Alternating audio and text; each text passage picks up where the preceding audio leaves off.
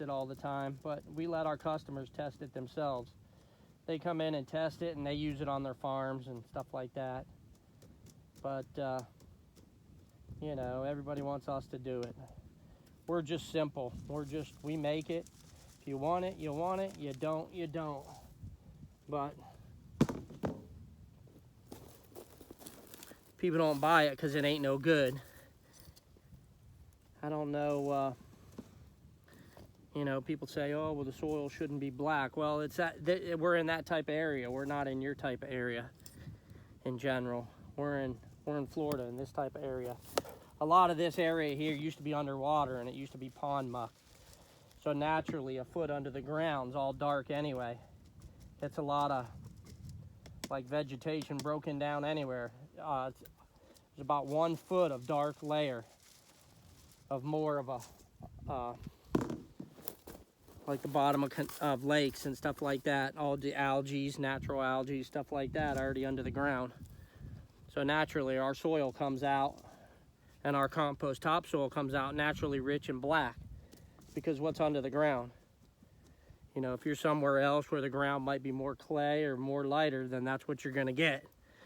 But where we're at, it's more of a muck, kind of like a pond muck. That's why Belle Glade's so rich and thick, and the soil's so good and fertile. It's because of the muck underneath, you know? And that's pretty much what this area is too, the muck underneath. Just once you mix the compost with it and you dose it, comes up a fine black material. And you can grow anything pretty much in our soil, but these castings, they're really good. I mean, there's a lot of different castings in here. There's worm castings, there's millipede castings, roly-poly castings. There's beetles in here. Pretty much everything. Beetle castings, or whatever they're called. They're, I forget, frass, I guess you would call it. There's frass in here. There's a mixture of everything, so that's what just makes it so dynamic. Get it all in one shot. Where you're in one certain area sometimes and just get lucky.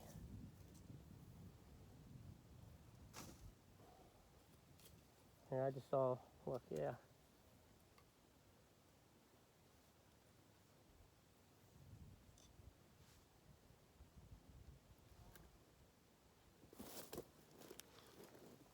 These guys right here, they curl up when they feel threatened, I guess, they say. Millipede. Let me see if I can hold him out there. There he is. But they surely are pretty.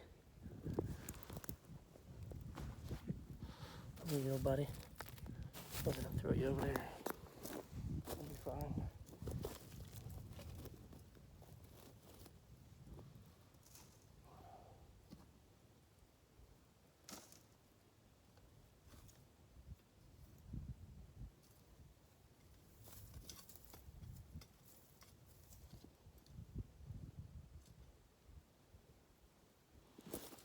Man, I might as well just dig all around.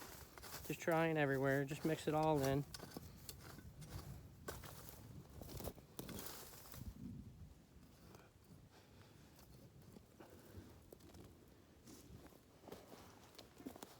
All I know is that's some thick, rich stuff right there.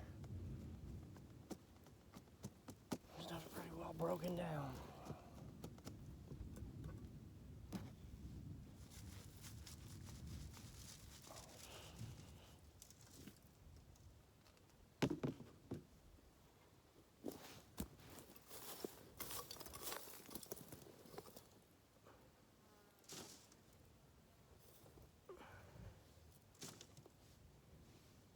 Little millipedes.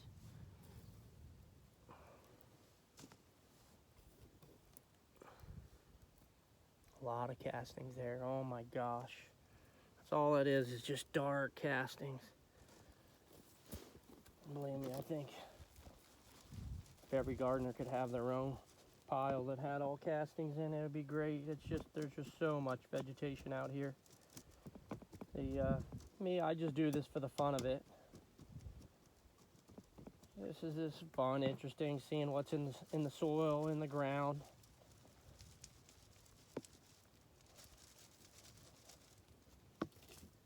It's just the fun of it. Look at this guy.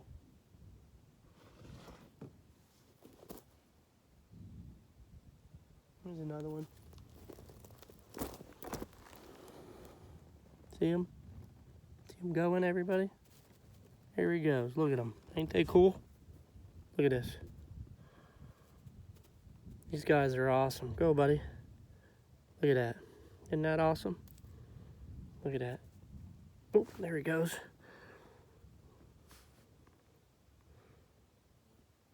Good, buddy. You can go wherever you want. There he goes. Okay. Good, buddy. Sorry about that. Can't be throwing you around too hard. Just crawling all over.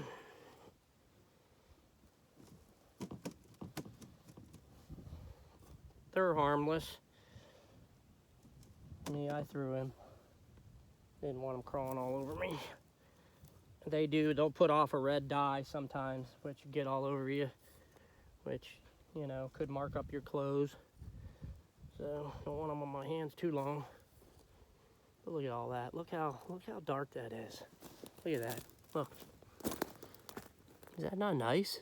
Look at that. Look, there's millipede in it, but that's all castings. And I just put it through the sifter right here. Sift it all through just like that. See it all falling through. Cut it apart a little bit. Break it down.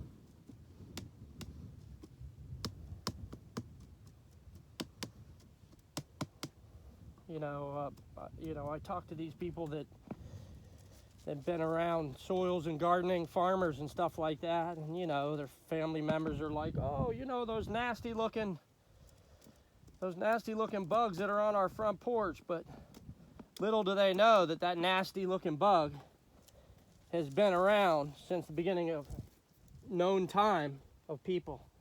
They were the first arthropod. You know, places like England, places like that, they grew to be 10 feet. Places like the African rainforest, they were like 10 feet. The millipede. It was known to man, I forget what age they said they went back, but hundreds of millions of years, I'm sure.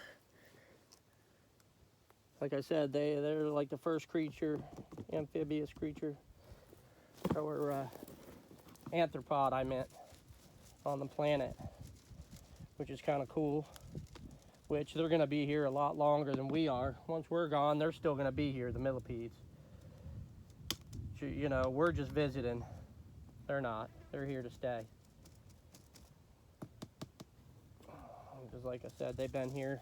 But they were making compost piles way back in the day. Back in the Egyptian days and everything else, they were making compost piles, and even before that. You know, that's what they said. Two scientists studied that that's how part of the African rainforest was started, because the colonies of people that were there that they didn't think were there had actually compost piles, and they proved that there's compost piles under the earth everywhere that were made by man that they didn't even know existed back then. And it was all compost. So I'm sure that's one thing why African rainforest is so rich and thick, because the compost underneath, when the compost underneath constantly grows, then it makes everything grow up top that much better from under the ground.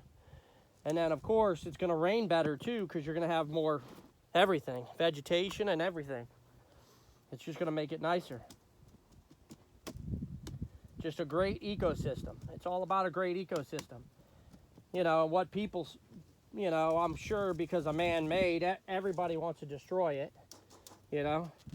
So even destroying, you know, something simple as the millipede could cause just a lot. But I mean, in this area, there's millions of them. But in some areas, they say they're extinct, which I guess we're pretty lucky to have them in this area of Port St. Lucie in general, because our compost piles are so large that they congregate to them and they just reproduce. The ones I showed you were bumblebee. I guess they call them. But yeah, they're pretty. They're good for pets and stuff like that, of course. But yeah,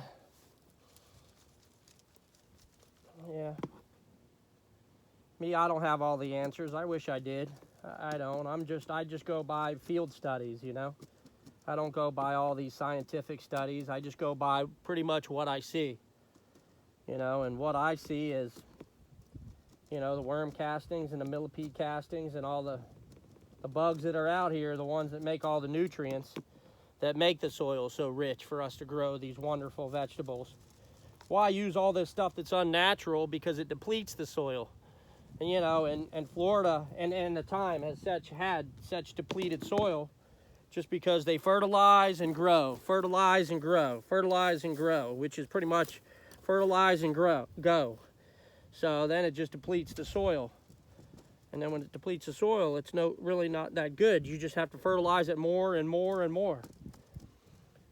But if you have your own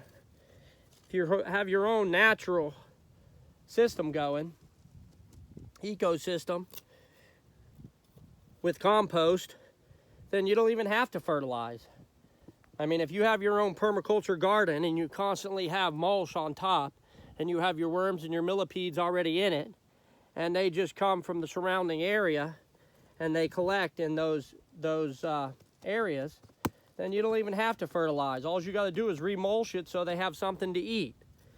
And it constantly keep it a little bit wet. But of course, here in Florida, it's going to rain every afternoon. Like it's getting ready to rain right now. There's storms coming in every afternoon. So it naturally, replenishes everything. The rain does. The rain has nutrients into it, but of course, rain is acidy. So of course, it's going to have a little bit of acid in it, like any rain around here, I'm sure. But it's still really rich in nutrients because it just puts it back into the earth. Puts it right back into the earth. It's part of our ecosystem. You know, everything needs to be more natural. I mean, I try to make natural fertilizers. Because I'll give you an example. My wife was buying organic apples, okay? And my kids were eating organic apples for years, just because they're going to taste sweeter anyway, naturally. Which people will fight and argue tooth and nail, because there's always somebody that says, oh, I can make them taste better than all natural, but you can't. Because all natural definitely tastes better than all these fertilized ones. The kids at the time were, I think one was 6 and the other one was 8. My daughter was 6 and my son was 8, and they're eating organic apples. So we went and bought a unorganic apple from the supermarket, and the kids spit it out, and they were like, "Ew, Mom, what's this? This is nasty." And my mom was like, "What do you mean? They're beautiful red apples. They were huge." I ain't saying the supermarket, but it was your local supermarket, because I don't want to knock nobody down, because I shop there. And they spit it out, and they were like, "Ooh, Mom, what is this?" And so right then and there, she knew the difference between the organic apple, all natural, and the unorganic apple, because they taste totally different. So the same thing with bananas. Like, I'll eat an organic banana, and it's just so much sweeter, you know? But of course, if you're gonna buy one from the store, it's going to last longer because all the additives they add to it to make it last longer. But your organic banana, pure organic banana, is going to be sweeter for sure. Like I said, they're not going to last as long. You know, they're going to spoil quicker because they don't have all that unnatural stuff that the supermarket puts in them to make them last longer. But it surely is going to be healthier for you in the long run, I'm sure. Because it's all this unnatural stuff they put into it, I'm sure, that gets people sick and stuff like that. But like I said, I'm no scientist on that part. But, you know, healthier you eat, the better. So we're all going to work on natural fertilizers here at Mike's Organic Topsoil, because we try to stay all natural as much as we can and do the best we can, because that's just what we do. We try to help everybody out. I mean, if somebody can help us out, we're always willing to take the advice and help from others. Because, you know, all these local farmers around here, they all help each other out. You know, and that's what you're supposed to do. Everybody's supposed to help each other out instead of fight each other. Everybody's supposed to help each other.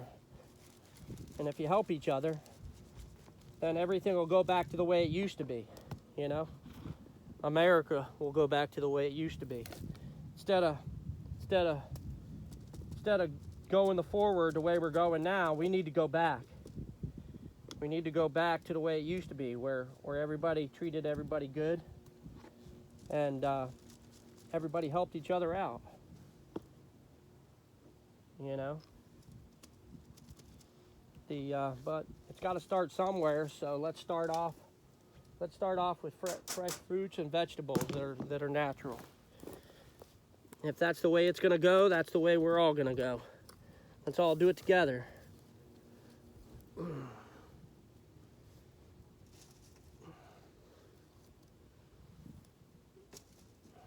But yeah, I just do this for the fun of it. It's just fun. I guess there's a lot of people out there that do it for the love of it. You know, I try to get a better product if I can to people out there. I have people educate me every single day. Talked to a company over there in California called Soil King. They are very educated and very knowledgeable about soils, and I read up on their posts all the time because they are very knowledgeable. And by talking to people like Patrick King and stuff like that, they help people like me out for the future. We're all about the future. Everybody is. We all help each other out.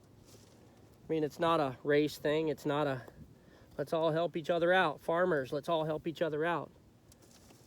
No matter who you are, no matter what you farm.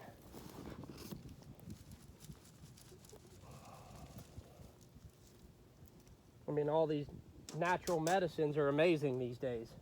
Everything that they thought was taboo and was no good for you, you know, they find out years later that they're actually good for you. You know, these medical this and medical that. But when it's all natural, of course it's going to be good for you. You know, it's the unnatural stuff that ain't no good for you.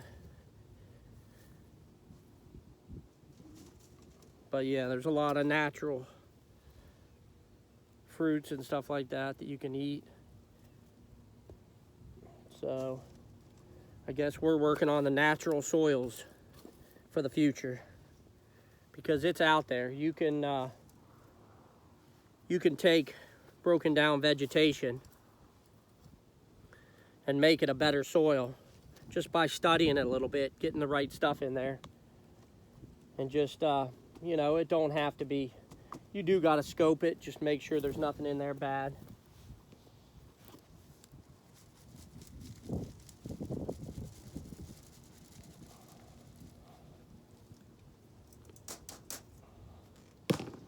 Well, I guess that's why you test it. Our soil's been tested many a times by a lot of people, and they constantly come by it and use it. So that's a good thing.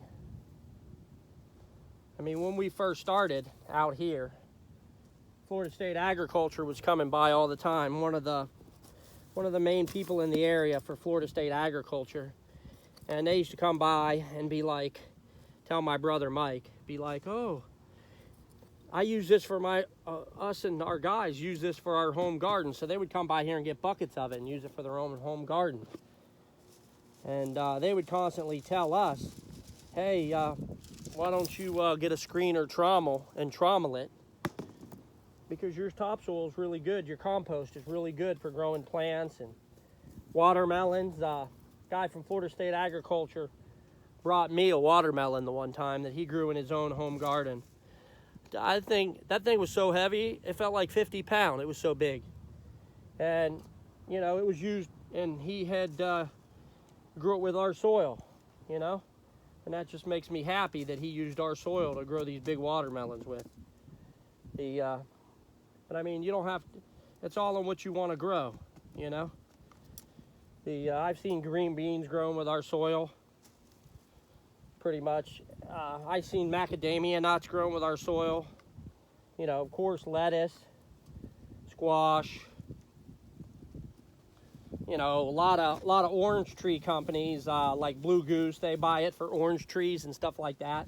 Companies like that. Landscaping companies buy it because they know it's constantly going to feed their plants and stuff like that and impact landscape.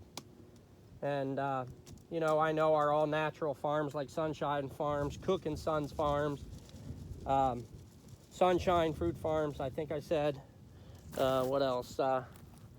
Chris Zunk Fruit Farms. Fox, there's a Fox farm down there. Paradise Landscaping, I know, does it for a lot of their landscaping, stuff like that. A lot of these landscaping companies around here use it because it's just one step. Easy to put in their beds to make their stuff grow. So we all help each other out. Just, you know, they give me their input in general on what it does. But one thing I do know, of course, castings are going to be a little bit hot, which they are because, you know, they're coming straight out of the earth right now. So you only use little bits of this. I mean, it's not something you use, probably a 1 gallon bucket, you would only use a teaspoon of this just because it's hotter. But man, does it make everything grow. Just, I've seen papaya trees from out here. Papaya trees, like out in the windrows and stuff. You know, and I'd always wonder, you know, why these papaya trees would have 250 papayas on it. You know, and I kid you not, they would have 250 papayas on these trees. And I would go to these homeowners' houses and they would only have 30, maybe 40 papayas at the most. And I would see trees with 250 papayas. And I would see these banana trees down these windrows or these compost rows, and I'd always wonder, gee, you know, why do they have bananas all over them, you know? They're just full of nice, sweet bananas, and they're just covered, these banana trees. When I would go to people's houses, they wouldn't have nearly the bananas of what the trees did. And then I noticed down at the bottom of the windrows, which you're looking at back here, where I would go to other spots that were older on the property, that there's these little BB-looking things at the bottom. And I didn't know what they were at the time. I didn't know that they were millipede castings sitting at the bottom, you know, collecting at the bottom of the pile, just to make those trees grow so wonderful. And then after time, a bug friend of mine that catches millipedes, he said, yeah, it's the millipede castings. I was like, wow. And he said, yeah, they're really good. You know, and a lot of people are not educated. I talk to farmers now, and they're like, what's millipede castings? You know? But that's what Florida has, is a lot of millipedes, believe it or not. And yes, very fungal dominant, you know, which fungal is definitely great. It's a good fungal. It's a good fungal that makes the roots grow better. The awesome soil builder, you know. So me, on my spare time, I do it and collect them for the fun of it. Kind of weird, a lot of people think. But hey, whatever. Each his own. Me, I do it just because I'm interested on what can we grow next. You know, I have master gardener friends like Mrs. D and Mrs. D on Facebook. And she grows the most amazing stuff with our soils. You know, from mango trees to these wonderful flowers that she wins awards with and stuff like that. I mean, she's amazing. And we have Raj Naturals over here in Port St. Lucie too. He uses our products and makes the most amazing fruits and vegetables and stuff like that. I mean, we all work together as friends and team, you know, everybody works together to help each other out. You know, there's landscapers. I'm trying to think, master gardeners like from Jupiter. I think her name's the Dirt Doctor, something like that. Dirt Doctor out of Jupiter. You know, she uses our soils and our mulch and stuff like that, and she does work all around the United States. And she does natural gardens. She's a master gardener. She's got her degree like everybody else. And they use our soils just to make everything beautiful here in Florida. I think it's called the Dirt Academy. I think that's what it's called, the Dirt Academy. But yeah, they do amazing things with the soils. Make amazing stuff. Me, I just collect them. I've tried to find out what's what. Yeah, sit around, grown man playing in the soil. I did this when I was a kid for fun.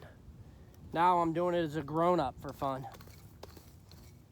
Digging through the soils just to see what's in them. How do they grow? How do things grow around them?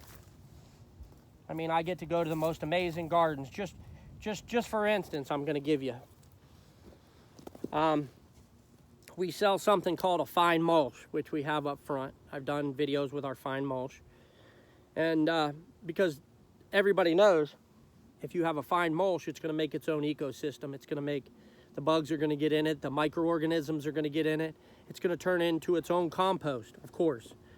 So, Botanical Gardens of Port St. Lucie, my sister took wonderful pictures last week. And they've been buying our fine mulch. They've bought our topsoil and they buy our fine mulch. But they use our fine mulch for their botanical gardens, for all of their flowers and stuff like that. And let me tell you, here in Port St. Lucie, the botanical gardens over there, I forget the name of that road. It's up by Club Med though, Botanical Gardens in Port St. Lucie, up there by Club Med. They have the most beautiful flowers, and I said to my sister, yeah, they buy our products for a lot of their flowers and stuff like that, our mulches and our topsoils. And she's like, but the flowers are so beautiful. And I'm like, yeah, I know, it's just all natural. They use all natural oak pine mulch from here. It's oak and pine, and it's got a lot of pine bark in it. And it's got Australian pine, stuff like that, but the pine bark in it, I'm sure, is what's the best thing, the oak and the pine bark. But that pine bark, just everything holds the water and it holds the moisture.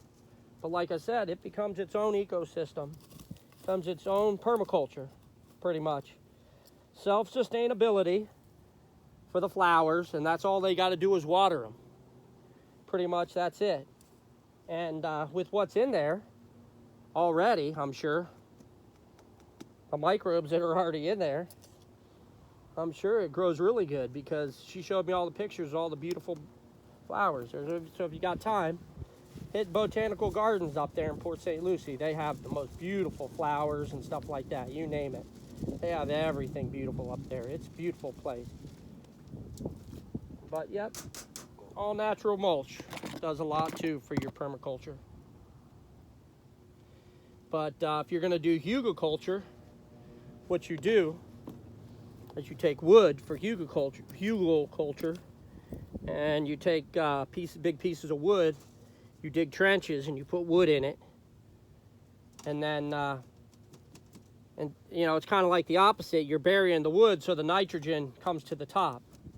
And then if you put a good topsoil base, like a mound, like we have, put it on top, then the nitrogen will naturally come to the top all the time and feed it for the next like 30 years.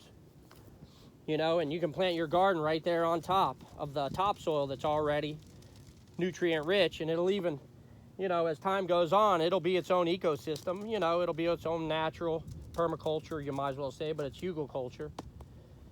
It becomes its own thing, and it feeds itself. That way, homeowner don't have to do that. And then you can add your worms, your millipedes or your worms, or they will naturally come to it, you know.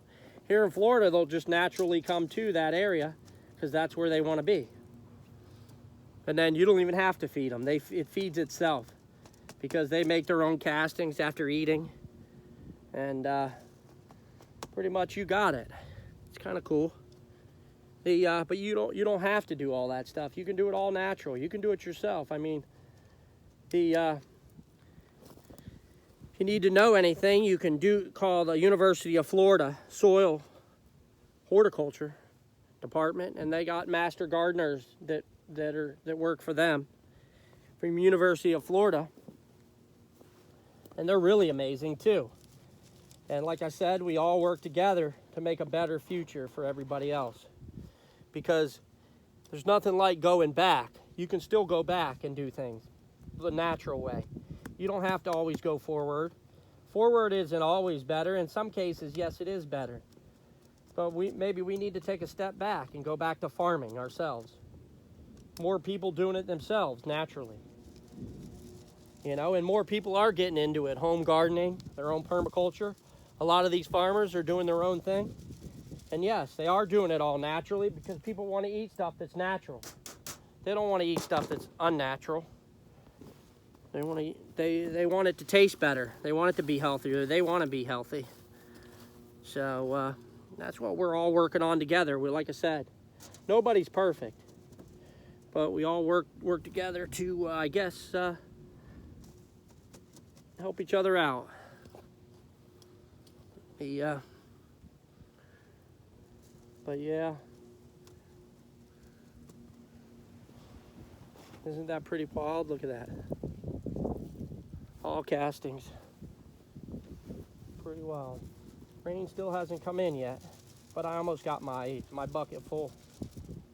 I almost got it full, just a little bit more. It'll be all full. We can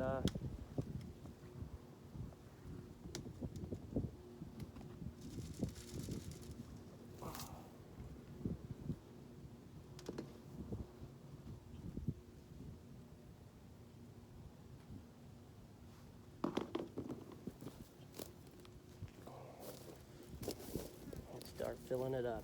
Look at all those castings. Wow, that's pretty wild. Just scoop them right up off the ground. Castings. Let's turn it this way. Man, there's a lot right here. Scoop it right up off the ground. Castings.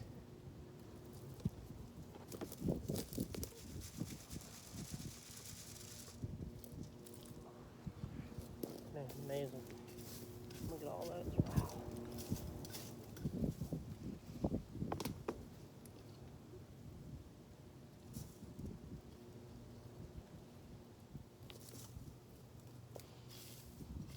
Me, I put on the long sleeves just so I don't get irritated by the dirt and stuff like that. Talking to a guy that's been allergic to dirt his whole life. I get eczema from dirt, but I still love working with it. Wear my long sleeves, so I just, just because it's dirt, soil.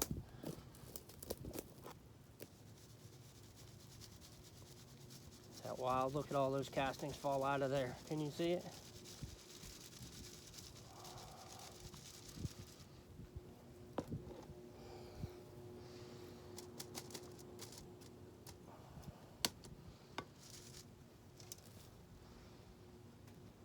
But yeah, I mean, I'm not perfect with it. I let some of the compost fall down in there, of course, so I can't get everything out. This is the best sifter I can do right here. So, of course, it's going to be compost and castings.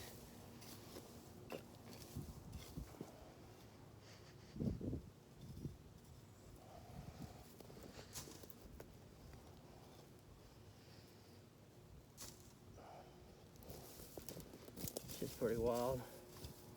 Look at all those castings. That is just so cool. I just can't find these areas like this.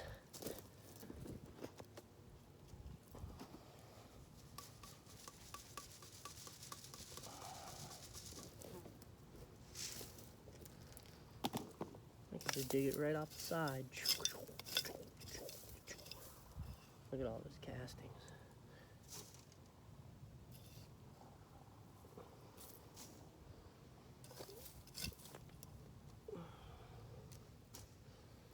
Man, that's so soft. I can tell you right now, some good castings down there. Wow, look at all those.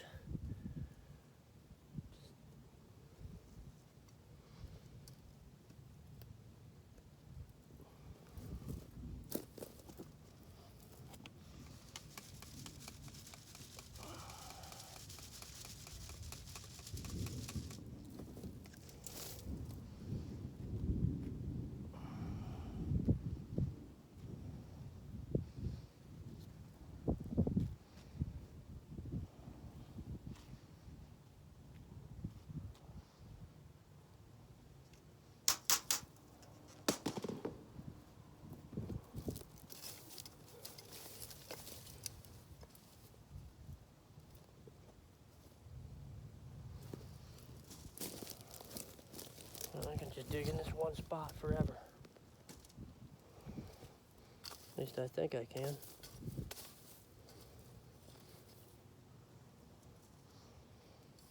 Look at those millipedes everywhere.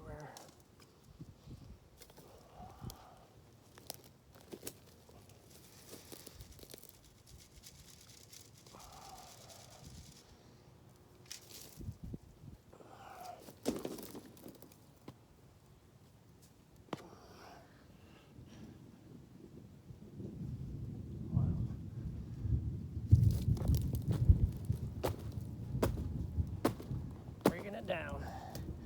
Wow. The storm's coming in. Might have to get out of here soon. Oh, wow.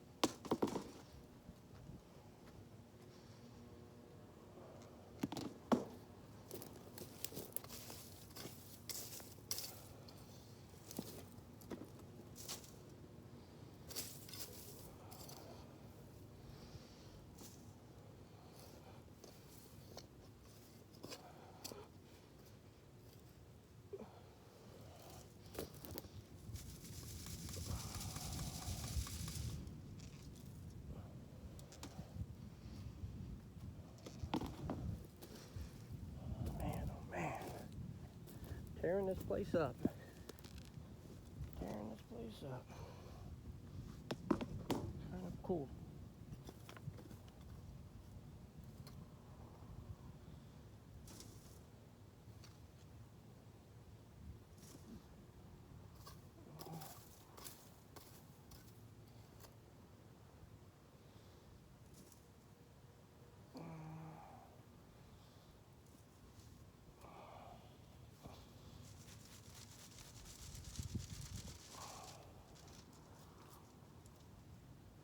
Storm still hasn't reached us yet.